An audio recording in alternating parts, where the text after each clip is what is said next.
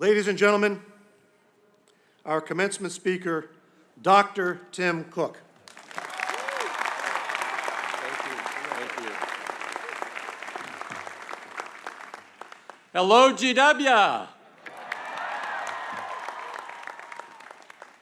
Thank you very much, President Knapp, for that kind intro. Alex, trustees, faculty and deans of the university, my fellow honorees, and especially you, the class of 2015, yes.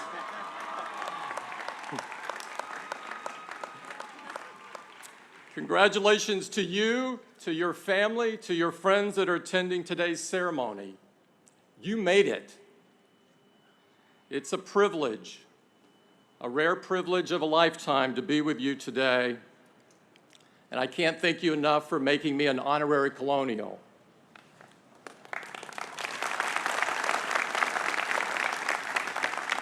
Before I begin today, they asked me to make a standard announcement.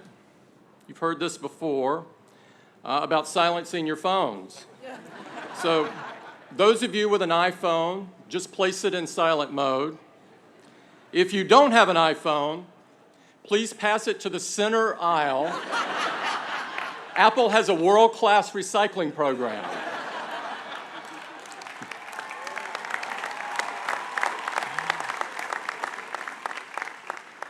You know, this is really an amazing place. And for a lot of you, I'm sure that being here in Washington, the very center of our democracy, was a big draw when you were choosing which school to go to. This place has a powerful pull. It was here that Dr. Martin Luther King challenged Americans to make real the promises of democracy, to make justice a reality for all of God's children. And it was here that President Ronald Reagan called on us to believe in ourselves and to believe in our capacity to perform great deeds. I'd like to start this morning by telling you about my first visit here. In the summer of 1977, yes, I'm a little old, I was 16 years old and living in Robertsdale, the small town in southern Alabama that I grew up in. At the end of my junior year of high school, I'd won an essay contest sponsored by the National Rural Electric Association. I can't remember what that essay was about, but what I do remember very clearly is writing it by hand, draft after draft after draft. Typewriters were very expensive and my family could not afford one. I was one of two kids from Baldwin County that was chosen to go to Washington along with hundreds of other kids across the country. Before we left, the Alabama delegation took a trip to our state capital in Montgomery for a meeting with the governor. The governor's name was George C. Wallace. The same George Wallace who in 1963 stood in the schoolhouse door at the University of Alabama to block African Americans from enrolling. Wallace embraced the evils of segregation. He pitted whites against blacks, the South against the North, the working class against the so-called elites. Meeting my governor was not an honor for me. My heroes in life were Dr. Martin Luther King and Robert F. Kennedy, who had fought against the very things that Wallace stood for. Keep in mind that when I grew up in a place where King and Kennedy were not exactly held in high esteem. When I was a kid, the South was still coming to grips with its history.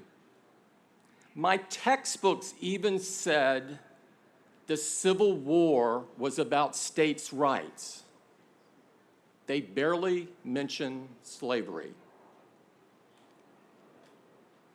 So I had to figure out for myself what was right and true. It was a search. It was a process.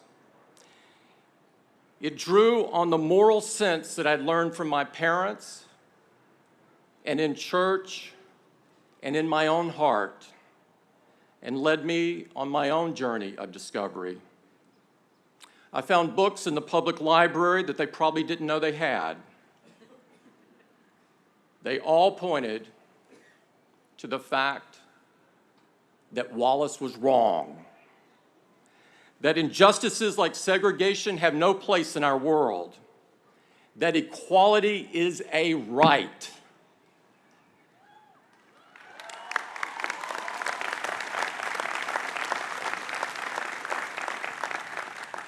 As I said, I was only 16 when I met Governor Wallace, so I shook his hand, as we were expected to do. But shaking his hand felt like a betrayal of my own beliefs. It felt wrong, like I was selling a piece of my soul. From Montgomery, we flew to Washington. It was the first time I'd ever been on an airplane. In fact, it was the first time I'd ever traveled out of the South. On June 15th, 1977, I was one of 900 high schoolers greeted by the new president, President Jimmy Carter, on the south lawn of the White House, right there on the other side of the ellipse. I was one of the lucky ones who got to shake his hand. Carter saw Baldwin County on my name tag that day and stopped to speak with me. He wanted to know how people were doing after the rash of storms that had struck Alabama that year. Carter was kind and compassionate. He held the most powerful job in the world, but he had not sacrificed any of his humanity. I felt proud that he was president, and I felt proud that he was from the South. In the space of a week, I'd come face to face with two men who had guaranteed themselves a place in history. They came from the same region. They were from the same political party. They were both governors of adjoining states, but they looked at the world in very different ways. It was clear to me that one was right and one was wrong. Wallace had built his political career by exploiting divisions between us. Carter's message, on the other hand, was that we are all bound together, every one of us. Each had made a journey that led them to the values that they lived by, but it wasn't just about their experiences or their circumstances. It had to come from within. My own journey in life was just beginning. I hadn't even applied for college yet at that point. For you graduates, the process of discovering yourself, of inventing yourself, of reinventing yourself is about to begin in earnest. It's about finding your values and committing to live by them. You have to find your North Star. And that means choices. Some are easy. Some are hard. And some will make you question everything. 20 years after my visit to Washington, I met someone who made me question everything, who upended all of my assumptions in the very best way. That was Steve Jobs.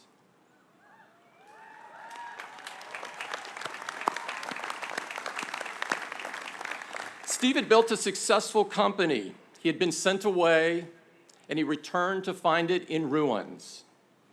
He didn't know it at the time, but he was about to dedicate the rest of his life to rescuing it and leading it to heights greater than anyone could ever imagine. Anyone, that is, except for Steve. Most people have forgotten, but in 1997 and early 1998, Apple had been adrift for years, rudderless. But Steve thought Apple could be great again, and he wanted to know if I'd like to help. His vision for Apple was a company that turned powerful technology into tools that were easy to use, tools that would help people realize their dreams and change the world for the better.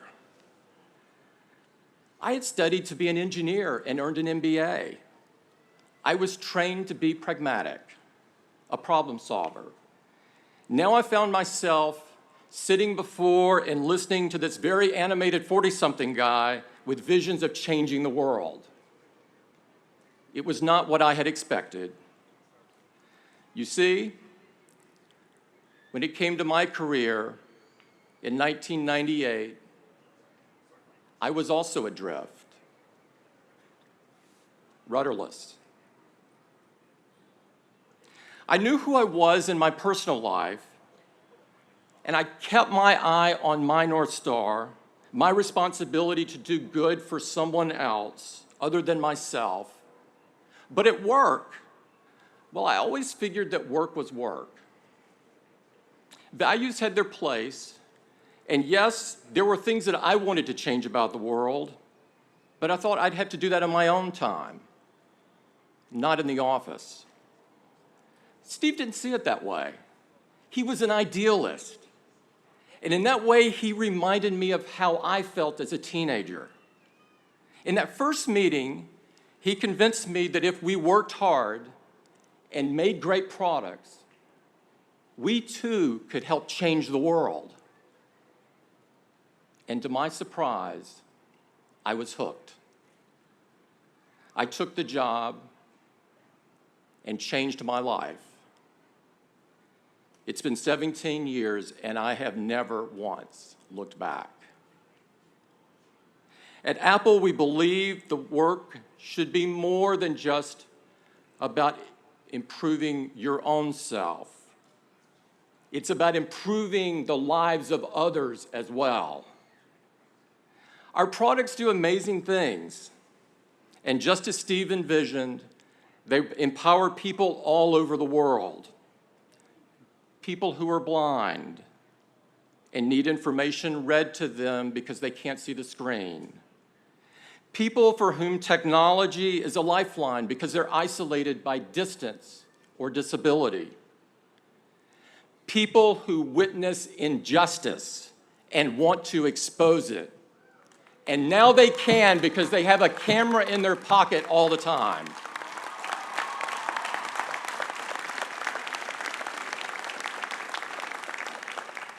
Our commitment goes beyond the products themselves to how they're made, to our impact on the environment, to the role we play in demanding and promoting equality, and in improving education.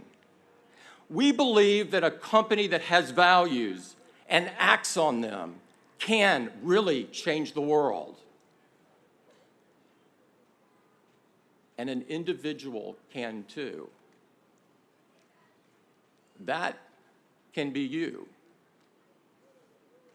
That must be you. Graduates, your values matter. They are your North Star. And work takes on new meaning when you feel you're pointed in the right direction. Otherwise, it's just a job. And life is too short for that. We need the best and brightest of your generation to lead in government and in business, in the science and in the arts, in journalism and in academia. There's honor in all of these pursuits. And there's opportunity to do work that's infused with moral purpose. You don't have to choose between doing good and doing well. It's a false choice, today more than ever.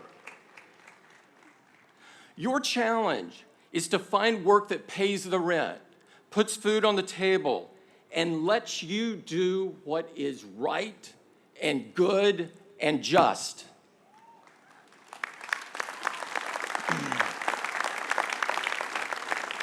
So find your North Star. Let it guide you in life and work and in your life's work.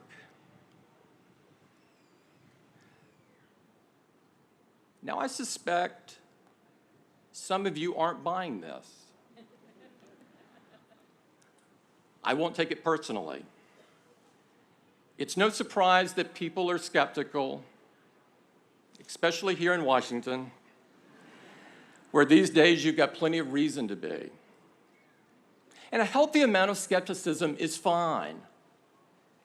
Though too often in this town, it turns to cynicism, to the idea that no matter who's talking or what they're saying, that their motives are questionable, their character is suspect. And if you search hard enough, you can prove that they're lying. Maybe that's just the world we live in. But graduates, this is your world to change. As I said, I'm a proud son of the South. It's my home, and I'll always love it. But for the last 17 years, I've built a life in Silicon Valley. It's a special place, the kind of place where there's no problem that can't be solved, no matter how difficult or complex. That's part of its essential quality, a very sincere sort of optimism. Back in the 90s, Apple ran an advertising campaign we called Think Different. It was pretty simple. Every ad was a photograph of one of our heroes, people who had the audacity to challenge and change the way we all live. People like Gandhi and Jackie Robinson, Martha Graham and Albert Einstein, Amelia Earhart and Miles Davis. These people still inspire us. They remind us to live by our deepest values and reach for our highest aspirations. They make us believe that anything is possible. A friend of mine at Apple likes to say the best way to solve a problem is to walk into a room full of Apple engineers and proclaim, "This is impossible." I can tell you, they will not accept that, and neither should you. So that's the one thing I'd like to bring to you all the way from Cupertino, California. The idea that great progress is possible, whatever line of work you choose. There will always be cynics and critics on the sidelines tearing people down. And just as harmful are those people with good intentions who make no contribution at all. In his letter from the Birmingham jail, Dr. King wrote that our society needed to repent, not merely for the hateful words of the bad people, but for the appalling silence of the good people.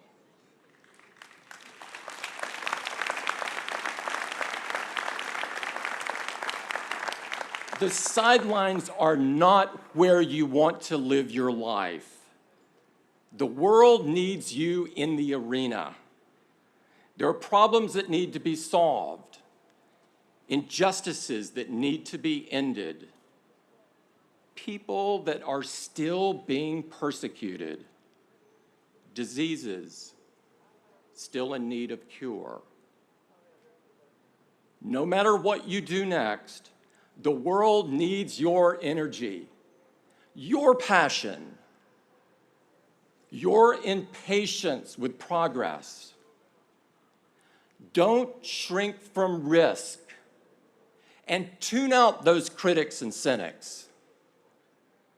History rarely yields to one person, but think and never forget what happens when it does. That can be you. That should be you. That must be you.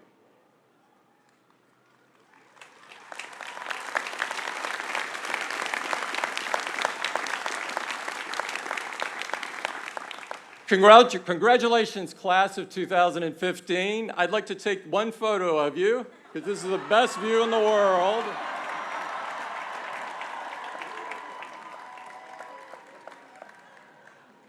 And it's a great one. Thank you very much.